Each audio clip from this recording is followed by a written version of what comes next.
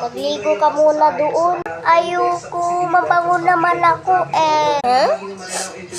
Ang baho naman eh. Huh? Ang baho. Sige, liligo ako. Okay bilisan mo. Okay.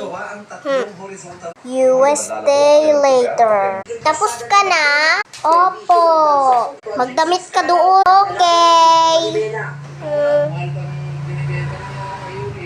Tapos na ako, mama.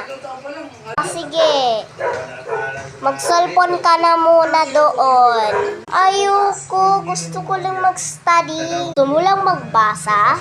Opo, baka galitan ni teacher. Sige. Basa ka muna. Yay! Na yung basahin ko.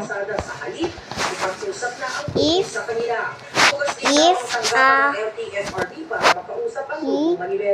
Ron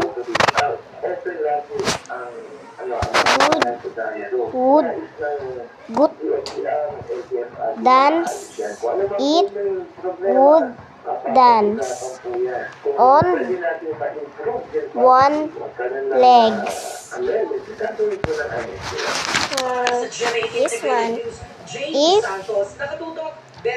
a horse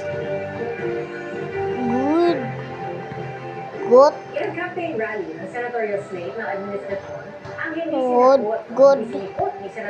dance, it would dance on two legs. sa kanilang alyansa. Ang sagot ng senadora sa pagtuto ni If an sa campaign rally ng Alyansa para sa Bagong Pilipinas sa Cavite noong isang araw at sa hapon, parehong wala si Senadora Amy Marcos at Congressman Gabriel.